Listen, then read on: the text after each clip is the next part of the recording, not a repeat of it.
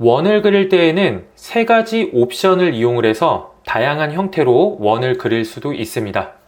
그럼 명령어 창에 C 스페이스 원에 대한 중심점을 지정을 하라고 합니다. 또는 괄호 안에 옵션을 사용을 할 수 있다라고 하죠.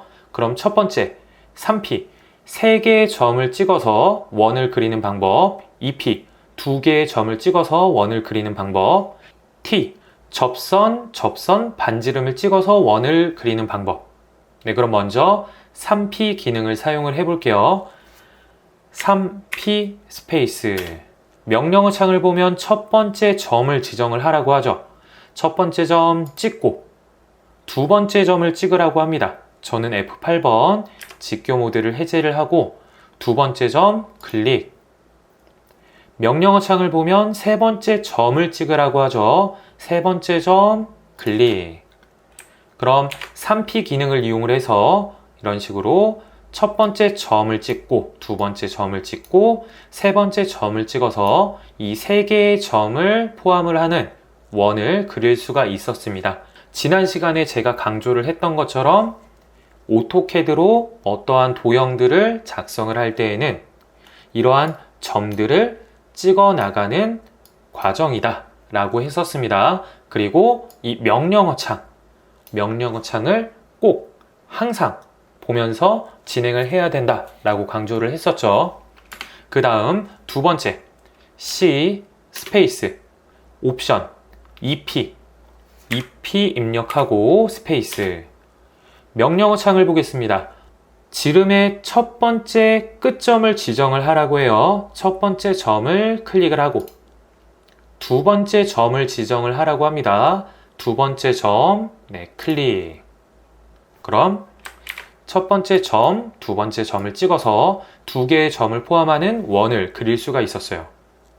다시 한 번 더 C, EP, 스페이스 첫 번째 점 찍고 두 번째 점을 찍을 때 이 두 번째 점은 지름의 지점을 찍는 것과도 같은 거죠. 그래서 F8번 수평 또는 수직 옵션을 체크를 해놓고 지름값을 30 입력을 해서 이렇게 두 개의 점을 찍어서 지름값 30을 갖는 원을 그릴 수도 있습니다. 마지막으로 T 기능을 사용을 할 때에는 우선 두 개의 선이 필요해요. 선 하나, 또 선 하나. 그 다음 C 스페이스 옵션 T 스페이스 명령어 창을 보겠습니다. 첫 번째 접점을 지정을 하라고 하죠. 이 선의 임의의 점 클릭. 명령어 창을 보겠습니다.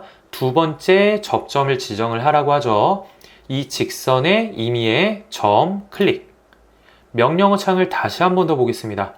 반지름 값을 지정을 하라고 합니다. 반지름 값 13 스페이스.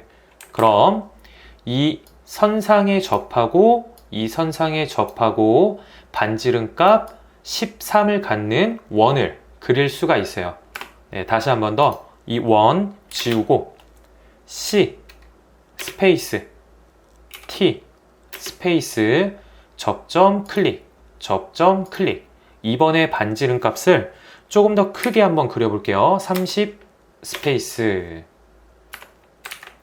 이번에는 조금 더 크게 원을 그려보겠습니다. C 스페이스 T 스페이스 접점 클릭